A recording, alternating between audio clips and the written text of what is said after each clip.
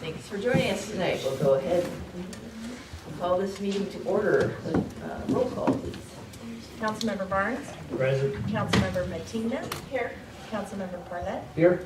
Councilmember Spur. Present. And Mayor Turner. Here. Thank you. Nick, would you mind leading us in the Pledge of Allegiance, please? Ready, begin. I pledge allegiance to the flag of the United States of America and to the republic for which it stands, one nation, under God, indivisible, with liberty and justice for all.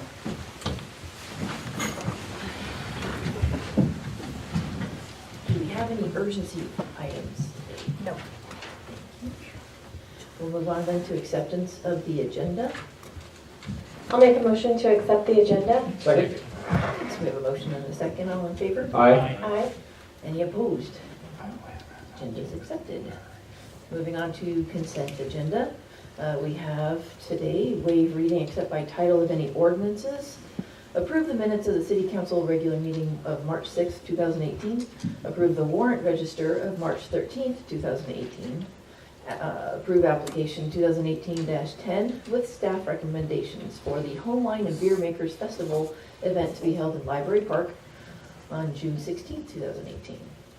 Approve application 2018-11 with staff recommendations for the Lakeport Camp and Shine VW Car Show event to be held on Park Street on June 16, 2018.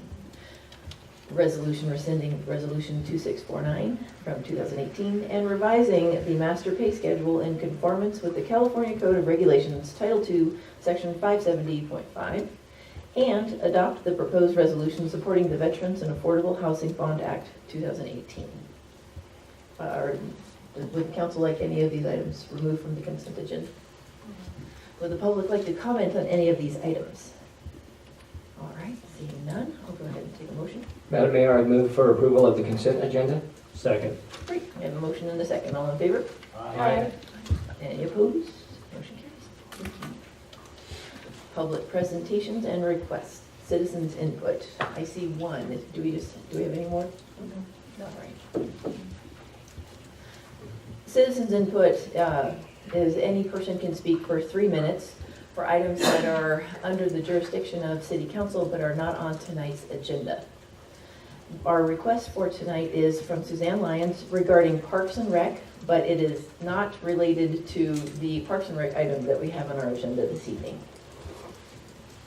Thanks, Suzanne. Suzanne Lyons. I just wanted to talk a little bit about what does and doesn't happen at Parks and Rec, and I think that there's a disconnect between maybe the council and the Parks and Rec Commission, and I've always thought that that's a reason that there should be a council member coming to the meetings, because I think that maybe it would help with that disconnect. But one of the things that happened was when we talked about how many times we met, some of the council members felt that we didn't need to meet that many times, and one of the reasons was because there were only 6 motions made in the last year at the Parks and Rec meetings. But that doesn't necessarily mean we aren't doing anything. And what happens now is because the minutes are only motions, and the discussion is never part of the minutes, the council doesn't know about a lot of things that happen in the meetings that are important, and I think that sometimes you guys get the wrong idea. And one of the things that was brought up was the mayor mentioned, she said, oh, well, there was an issue with some problem in the bathroom in the ADA restroom in the park, but that was taken care of within a couple of days, and the person came to the mayor and it was all handled. But it wasn't. That was something that went on for several months, and the little old ladies on the Parks and Rec Commission fought that one to a standstill. First we were told homeless people were putting their shoes down the toilet, and then we were told that it was a low spot in the floor, and we kept saying, no, it's still leaking, there's still a problem, and eventually it was found after a couple of months that it actually was a leak. But if it hadn't been for the Parks and Rec Commission staying on it and just saying, no, it is not fixed, it would not have gotten fixed. So sometimes there are things that go on that aren't motions that are important. and they get taken care of in those meetings, even though it never comes to you. One of the things that's supposed to happen as well is the City Council is supposed to refer items to the Parks and Rec Commission to be worked on. I don't remember getting things referred to us by the City Council. So one of the things that happened was the whole big waterfront promenade. That started in LEDAC, and if the City Council wanted LEDAC to be the lead agency on that, I think that's fine. But Parks and Rec wasn't even told about that. It wasn't until it came to the City Council and you were approving a bid that we were even told about it, and we weren't invited to the meetings.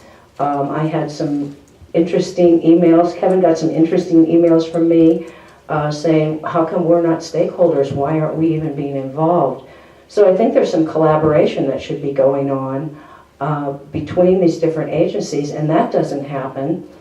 I know the newspaper today had an article, I think, on LEDAC doing a walk through town and visiting businesses. I hope they're going to look at our path and point out the fact that there is a path and be apprised of the fact that that's one of the reasons the path goes through town, is because we want people to walk through and visit businesses. So I think that there are other things that have come up. One of the things that we had talked about at Parks and Rec was, do you want to look at at some sort of a fee schedule for renting, if you were going to rent the park out, if you were going to have another big event like the boating one that closed the park up, whether you were going to rent it, if you were going to be renting the Carnegie, what that would look like. That would be something that could be brought to Parks and Rec. But somehow it never gets to you, and we never get that chance to go back and forth. We're either told that it's not supposed to come from us, that we're not supposed to bring a recommendation, even though the ordinance says that we are. That's one of the things that we do. So I really think, I know that the League of Cities may say that you shouldn't have, may make a recommendation that you shouldn't have a member come to the meetings. But we had a member come to the meetings for years and it didn't seem to be a problem. And the League of Cities isn't really the legal boss of you guys. So it might be something that you would consider, to just have somebody come a couple of times and see if there's something that you're missing and if you really need more information from us. I'm going to ask you to wrap it up. Yeah, and that's it, okay? Thank you very much. Thank you, Suzanne.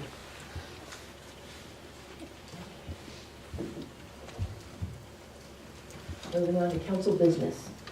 Our first item is to appoint 3 members, Cindy Ustrid, Jen Hansen, and Ben Moore, to the Parks and Recreation Commission, effective immediately with terms expiring December 31st, 2019.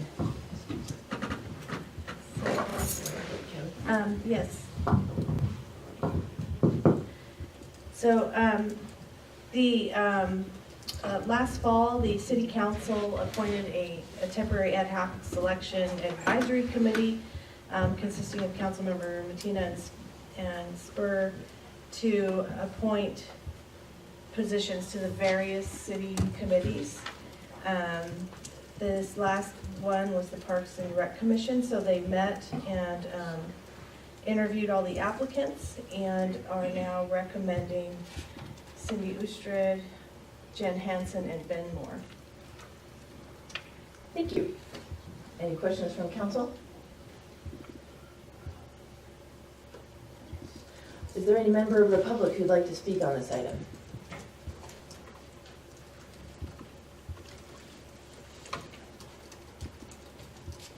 Hey, Nancy. Nancy Rosico. I've been following this for several months now. I was one of the original members on the Park and Recreation Commission. We worked very hard to secure the property, as I've mentioned before, for the park that everyone enjoys. Judy Lanfranco got this gazebo built, and we all enjoy that.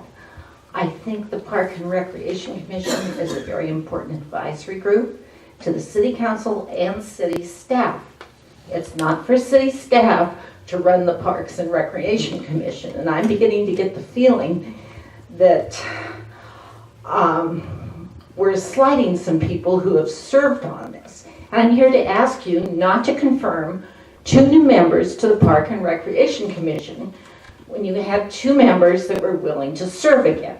If you want the expertise of these people, these new nominees, or these people you just got through in one of these hearings saying you can't get enough people to apply when you had the previous members applying for another term. If you need the expertise of one person from outside the city limits, another person, I'd like to ask you tonight, increase the size of the commission. But don't bump someone off who've served and put their heart into it. I just don't think that's the right thing to do. We're all part of this community and to make it a better place. Let's see, do I have anything else in this?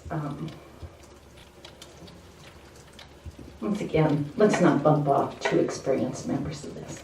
I think it's not a good idea. Thank you. Thanks, Nancy. Is there any other member of the public who'd like to address this item?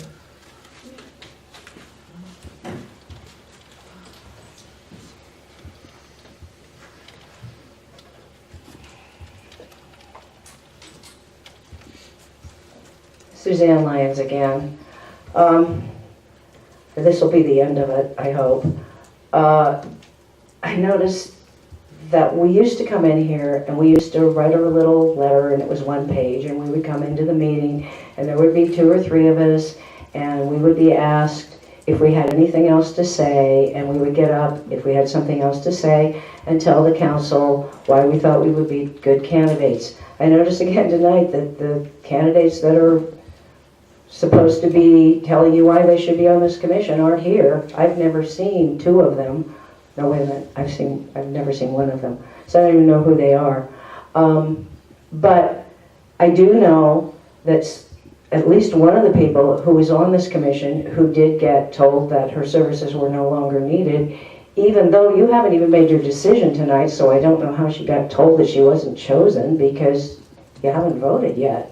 But I know that she came to me when I was first on the city council with an idea of having some sort of walking trails through town. She called me tonight and told me would I please tell her when the next meeting was, because she'd like to come to the meetings, and at least she said I would have liked to have been at least on this commission long enough to get this done. Thank you, Suzanne. Anyone else care to address this item?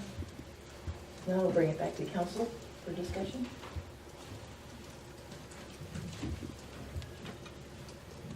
Or a motion? So how many people ultimately applied to be on this? 5. 5 for 3. And one of them actually sent a note saying that they didn't think that there was going to be any applying, and that she wanted to not be in contention for one of the positions. So it ended up with her withdrawing 4. What it was is there's multiple people on multiple commissions right now. So the city's been reaching out for the past year or 2, just trying to get new people to apply for some of these commissions so that it's not the same people having to do everything. And the people that had been on this commission committee previously both said, I'm on other committees, so I'm good with whatever you decide. And in the past, when we've had new people come in and apply for some of these and they don't get chosen, they tend to go away. You know, we always tell them, apply for another one, but they don't, once they don't get that spot, we tend not to see them again. So it's nice to embrace some new people. Those are some of the things that happen. So Stacy, what you're saying is that the two people that are going out are still on, like, say, the Traffic Safety Advisory Committee or something like that. They'll stick around and you can bring new blood into the organizational structure and have some new input from other people, and the other people weren't going to be slighted if they were left out necessarily. Right. Because they're still working.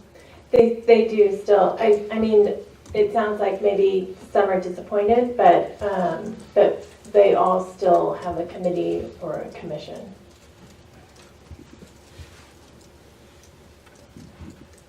One last question. So if they're not on the commission, they're still free to go to meetings if they would like. If they have input, they have experience, they're free to go and visit the committee and say, I was a former member of the commission and I would like to put my input in and say that we need this, we need that, and I think this would be something for the commission to consider, even though I am not a voting member. Absolutely, they're posted and they're Brown Act committees, they're, public's welcome to be there. So they wouldn't be lost in the shuffle. Absolutely. Yeah. And they could be active even though they're not a voting member. Any further discussion? I'll accept the motion. Madam Mayor, I move to appoint 3 members, Cindy Oostred, Jen Hansen, and Ben Moore to the Parks and Recreation Commission effective immediately with terms expiring December 31st, 2019. Second? We have a motion and a second. All in favor? Aye. Any opposed? Motion carries. I just want to mention that we do have one of our new members that you just appointed in the audience. Ben is here, that was appointed tonight for the commission. So Welcome, Ben. thanks, Ben. Our next item from Community Development, introduce the proposed ordinance amending section 8.28 of the Lakeport Municipal Code, changing the date in which dry vegetation creating fire hazard conditions on private property must be abated from early July to June 1st, and set a public hearing for April 3rd, 2018. Kevin? Yes, thank you, Madam Mayor. Good evening, fellow council members. This is more just the formal process of setting the public hearing, but this is a very important issue, as you're aware. I mean, given the impacts that our community has suffered these past few years with these horrendous wildfires. Our municipal code right now, section 8.28, does outline a procedure by which the city can abate these properties where dry vegetation is not managed appropriately. And ever since those past few years, the city's been working very closely with the fire district on aggressively going after these properties. However, right now, the way our ordinance is currently written, the date in which vegetation needs to be removed is the first working day in following the July 4th holiday, which is not consistent with what a lot of communities have, which is that June 1st deadline. So our recommendation is to formally amend Chapter 8.28 of the Municipal Code to reflect that date, and that's going to go quite a distance in assisting the community in making sure that we're safe from future events that we've suffered these past few years. And the fire chief is also here. I don't know if he'd like to make any comments. I'm sure we'll get more in depth when we go through the public hearing. Great. Welcome, Chief Hutchinson. Figure I can do this one. Doug Hutchison, Fire Chief for the Lakeport Fire District. Like Kevin said, we've been working on this the last few years. Probably the #1 complaint we get, aside from people not mowing down their vegetation and their weeds, is why do we give them so long to do it? Anymore with climate change and things like that, we know that usually by July we're well into fire season. Lakeport's not immune from what happened to Lower Lake by any means. Just a little bit of fire history. Obviously, in 1981, the Cow Mountain Fire came over from the Ukiah side. At the time, the fire model said it would take 4 days to reach that distance. It did it in a day.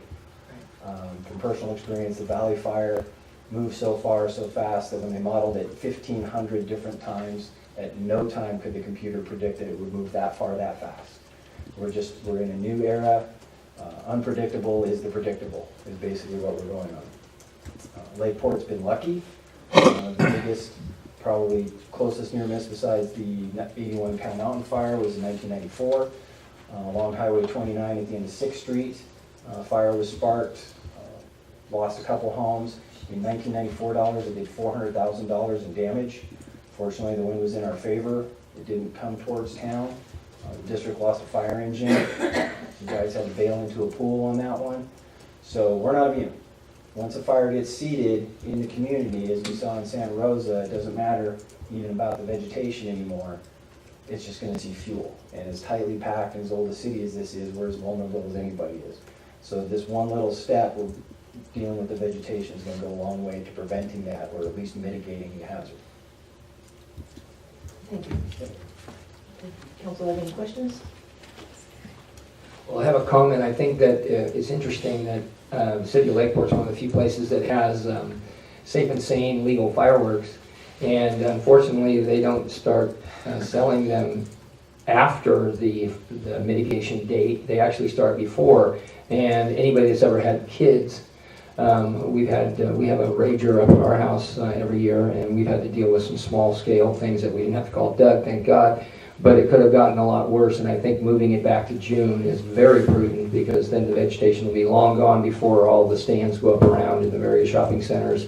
And people like to start celebrating early. They love to see fire and brimstone in their yards, and maybe even near the vegetation. So I think it's a great move, and that also gives time to the authorities to go out and deal with them and get rid of it before we actually get into the serious fire season when the temperatures start getting into triple digits. So I think it's a great move. Ditto. Yeah. It's good to hear a little history too. I haven't heard all those stories, and I knew they were out there, but When I was working in the EOC for Valley Fire, it seemed like every update that CAL FIRE would come give us, they would use the word unprecedented. It was just, they kept coming in, just telling us that we can't even picture what was going on out there. And so, yeah, we're in a whole new era. I think any measure that we can do that's going to strengthen our fire departments to be able to protect us is a pretty smart idea. Is there any member of the public who'd like to address this item?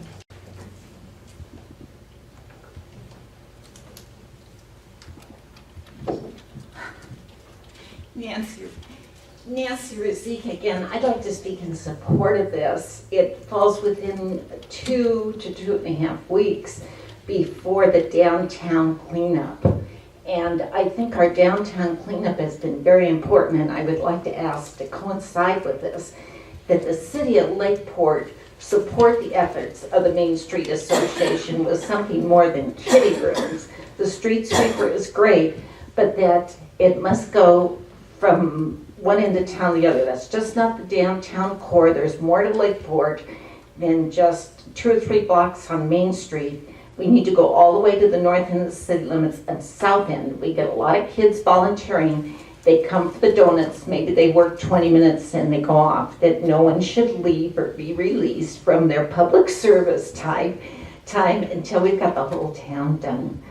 And hopefully some of the arterials such as Lakeport Boulevard and 11th Street, because it's so embarrassing to invite people to town and have them see weeds between sidewalks and property lines and weeds growing out of sidewalks. So Nancy, regarding this actual agenda item, you're in support? Yes, Okay. but I'd like to see you also support the Main Street Association's efforts. And I don't know if there's a fine thing in place with the fire department, but we need to go from one end of the town to the other just before Memorial Day. Company's coming, let's get ready for them. No use inviting them and having a dirty house. Thank you. Thank you.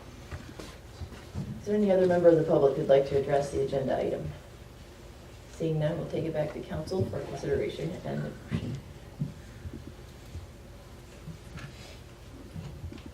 Madam Mayor, I'll make a motion to move to introduce the proposed ordinance amending section 8.28 of the Lakeport Municipal Code, changing the date in which dry vegetation creating fire hazard conditions on private property must be abated from early July to June 1st, and set a public hearing for April 3rd, 2018. Second. We have a motion and a second. All in favor? Aye. Any opposed? Motion carries. Our next item is the mayor, regarding our investment committee from the finance director. The mayor is asked to appoint 2 council members to the finance committee. Good evening, Madam Mayor and City Council members.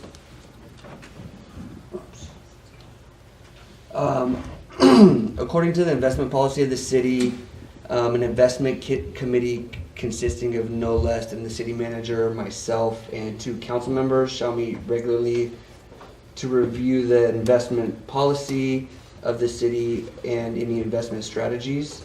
Currently, the city does not have any specific strategies. We essentially hold our idle funds in LAIF, the local agency investment fund, which in its heyday was a relatively good investment, earning at least a couple basis points. But these days, that's not the case. It hasn't recovered with other safe investments in the marketplace. And so we're asking the mayor to appoint 2 members to the committee so that we can start to meet, review the policy, and develop an investment strategy to get some of this idle money working for the city. And unless otherwise directed, the city clerk will go ahead and add this appointment to the annual mayoral appointments, which is reviewed each January. Thank you. So, do I make a recommendation and then have somebody make a motion, or do I just throw 2 people? Sure, you can It's your appoint. appointment. All right, good. Then I would like to appoint Councilmember Parlett. Oh, wait. I'm let's just take- thinking, you can have public comment on Yeah, it. you think that's a good idea? No vote. Yeah. I think that's a great idea. Let's open this up for public comment. Is there anyone who'd like to address this agenda item? Sue? All right. We'll bring it back to council then. I'd like to appoint council members Parlett and Latina.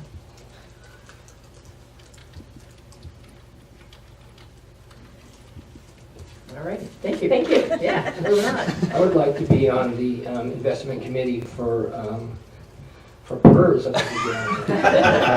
if we can fix that problem. Thank you.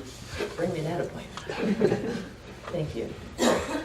So then our next item is from the Public Works Director, receive an update on projects to repair damage to Library Park due to the 2017 flood event. Madam Mayor, the council members, just a kind of a quick brief update on what all's going on with our storm damage projects. Just a little refresher. There were 2 disasters declared. Disaster 4301, which was the first portion in January, and then disaster 4308, which was the second in February. And the declared disaster 4301, we had a total of 8 projects that we submitted to FEMA. At this date, we have 7 projects that are in the process of going through, and we have 1 project that was denied. And the decision hasn't been made yet whether to appeal that or not. I think that one would be, that happened to be the First Street docks or boat ramp. And I think that's going to be problematic with us appealing that particular one. We do have some strategies in place, and that does have some insurance coverage. And so we're hoping that through that avenue we'll be able to address that. We do have 2 of the projects are completed, which was our debris removal and our protective measures. And the city is slowly getting funding coming in to pay for those. And project 43, or in disaster 4308 declaration, we had 12 projects. We've had 10 were basically approved. We're going through that process. We had 2 that were denied. We appealed one of them when we got the denial letter. We did win that appeal. That was for some damage to Esplanade. We have never got an official denial letter on the other project on Esplanade. They said that they weren't, when the letter came through on funding, there was no funds for that, but we've never got an actual official denial letter. So we're after them to either give us the funding or that letter so that we can appeal that one if they deny it as well, and we feel that we're probably going to also win that appeal.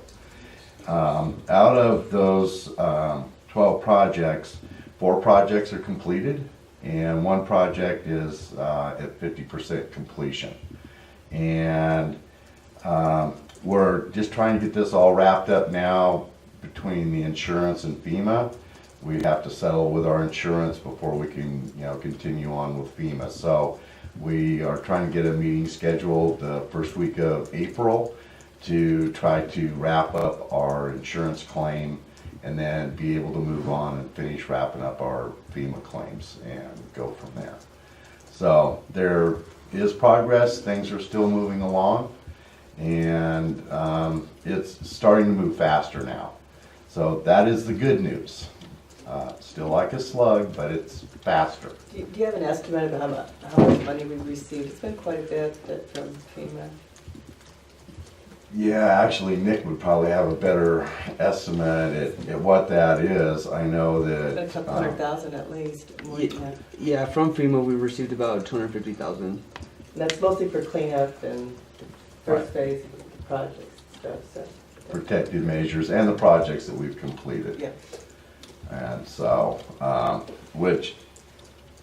the projects that were completed was a bark replacement in Library Park, the inspection and repair of all the light poles and the fixtures within the park, debris removal, and protective measures. It's been a slow process, but it's been very worth it. Looks like we're going to get almost everything covered and repaired by taking our time going through the project, through the FEMA process. So far it's been really good. And our insurance is, Doug's we're had, working. Back and forth battling with him, but he's been winning, so he's doing a really good job. So we're looking at hopefully recouping somewhere in the neighborhood between 1.5 and $2 million. Doug, when you say protective measures, what are you talking about? Protective measures was things like the staff time and the water walls and the aqua dam and all of those, the sandbags and all of the activities that the city did in order to try to protect our assets. And when you have a responsibility as far as FEMA is concerned to do your best to limit the damage and protect your own assets, and that's what protective measures is. Okay, does that include overtime for the police or any of that stuff, or is that totally? No, that doesn't include overtime. Yeah. Okay. Yeah, all of the police overtime was submitted with the protective measure Yes. reimbursements. And now we're working on a hazard mitigation plan, working on getting a grant to create that. So that's going to be something to be necessary in the future. Moving forward, FEMA wants to see that we have a plan to mitigate the hazards and the assets. So staff's been working on that too now. Any other questions? Well, the elephant that's not really in the room, but so what does it look like in the future of Lakeport with FEMA and Lakeport and funding the repairs of Library Park where the promenade is and the wall, and whether or not we're going to do steel sheeting or steel pan or whatever? How does that look in your opinion? I think right now at this point in time, we are sitting in an excellent position to get steel sheet pile versus the whole masonry wall. For a permanent solution. For a permanent solution. And that's been a long, hard-fought battle and many numerous letters and engineering battles. But the way it stands right now, it looks like that is going to be approved as a mitigation measure, is to put the sheet pile in. And I'm really hoping within the next 30 to 60 days we will have confirmation on that. And then at that time we can start the long, arduous process of environmental reviews and all of that fun stuff that comes with a major project. But we will be, that will be a great day when we put the bids out for the engineering on that and start going on that. And so we're really hoping to have some really good news for council within the next couple months. Yeah. And the goal is that we be doing the work when the lake is the lowest, which is next fall. So we'll have one more summer with the process and, doing that, but we're hoping that by next fall, so. So what you're saying is the chain link fence thing is gonna stay there through this summer? Yes, because we have to, until we can do the repairs, so it has to stay out there. So, anyway, and staff will we will continue our newsletters to include updates and as many website updates, and we'll come to council more, often, because especially now summer's coming and people are using the park more. A lot of questions are coming on about what's happening with the park, so trying to get the word out. Yeah, I've been asked because the concerts in the park starts in June. They wanted to know if the fence is still gonna be up. It'll be like last The year. duct tape races and all Yeah. that stuff, so. So, I mean, otherwise we would have to put the money up ourselves to do it, so we had to wait for the process in order to have it reimbursed. So. We got a new financial committee. Lastly, I know that, I'm not sure if it was a private conversation or here at the council chambers, but I wanted to compliment Doug and staff because I know that Doug firmly believes that the entire process of FEMA is designed nationwide to create so much minutia and so much tedium that you lose patience, you lose focus, you give up on it, and you don't do the due diligence, you don't do the denials and the appeals, you go through and just give up on it because you have so many other irons in the fire. And I want to give credit to staff and to Doug for sticking it out and doing what you've done.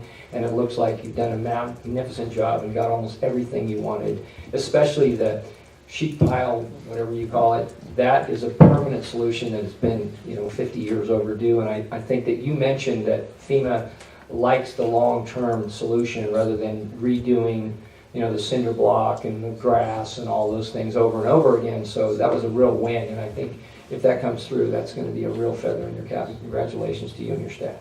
Thank you. I just want to be fair to FEMA and Cal OES too. I mean, they have disasters all over the United States, and I know it's a slow process, but we're very thankful that they were there to help us out during all our trials and tribulations last year. So, it is a very long process, but again, I appreciate It's required. I appreciate their services, yes. And their money. Okay. Is there any member of the public that would like to address this update? Seeing none, thank you, Doug. You're welcome. We'll move on then and finish up with City Council communications. Margaret? Nothing further? David? I'm sure Kelly will mention this, but your Form 700s are due, if not already submitted by the beginning of the day. Hillary's been very good about sending reminder emails. I'm thankful. Yes. Anything further, Doug? Pardon? Any updates? I think you heard enough from me. Nick? No report. Chief? No report. Kevin? Just really quickly, LEDAC began its business site visits this past Friday. Had several pairs, folks on the LEDAC and management team went out and about.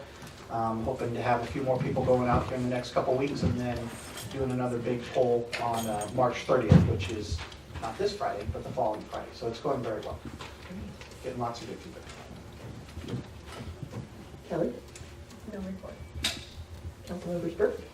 I was over at the Main Street Association before this meeting, and we talked about quite a few things. One of them was for the cleanup day, which is going to be May 12th for Lakeport. So if you've got some time, come down and try to clean up the city. What day of the week is that? It's Saturday. And they're going to start talking about another mural, so they're going to try to find a place to put one and raise the funds for it. So they're working towards that too. So. Neat.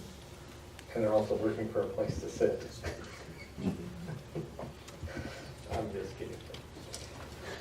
That's it for me. Councilmember Parley? I contacted the Chamber of Commerce and City Manager, and we've already scheduled the first 3 episodes of 59 Minutes to a Better Business. And last I heard, the Lakeport Main Street Association was going to get back to city manager and to Kelly about, we have the dates scheduled, we have the room secured, we have the topics for the first 3 months, and this is the city's proactive movement to try and encourage better business procedures, more successful businesses, better sales and marketing opportunities, and trying to reacquaint people with some of the things that they've been too busy to do because they're entrepreneurs or self-employed, and they do everything from bookkeeping to bottle and pan washing, so they can probably use a little bit of help in this thing. And I've had vast experience at this, and I'll be incorporating other speakers along the way with other topics like, you know, multimedia and various things like that. But we have a schedule for the last Wednesday in April, May, and June. And also I'd like to say that having been to the harassment training today, that I am so proud of the fact that the city, and I was talking to Chief and to Chief of the Fire Department, that I think it's great that local entities like us have cooperation and cooperatives that learn how to save money and do everything to do preemptive strikes against any particular type of thing, whether it's an emergency services thing or whether it's a harassment project or a problem that may come about, that they actually do the due diligence to get everybody involved, get everybody trained so that we don't have the problems. And I only wish that they would do this at the state and federal level the same that we do to try and save money and try to get cooperatives that work together to minimize costs for the citizens of Lakeport and the county and the other cities around that are involved in Redwood Empire. But I think REMIF is a real great organization, and being a part of that and doing what they ask us to do and working with them, I think is a real plus for us, and I'm sure it's saved us tens of thousands of dollars and will continue to do so. I think it's a great marriage between all the different cities, and doing this more often, I think at the higher levels would be something we should really aspire to. And that's it for me. Thank you. Councilmember Martina? I attended our division meeting for the League of California Cities, and our mayor ran her first meeting as president and did a great job. Yeah, good job. We're proud of you. That's it. Thank you. Mayor Pro Tem? No report. I just want to close with an announcement that our Upper Lake High School team will go to state academic decathlon this Saturday.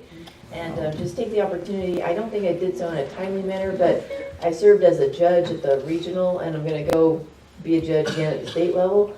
And I just wanted to express my appreciation for Lake County Office of Education for its strong support of academic decathlon. At the regional level, we had such a great showing from our students from a number of different high schools. And there's no way that would have happened without Tammy Serpa's really strong support of that program, and the individual schools. Some of them had actual like class. You have an academic decathlon class, which is just amazing. They turned out some really sharp students. So I just wanted to express appreciation for LCOE, the school, the individual high schools, and the teachers that gave so much of their time to coach. Thank you. And with that, we'll go ahead and adjourn our meeting. Thanks for coming.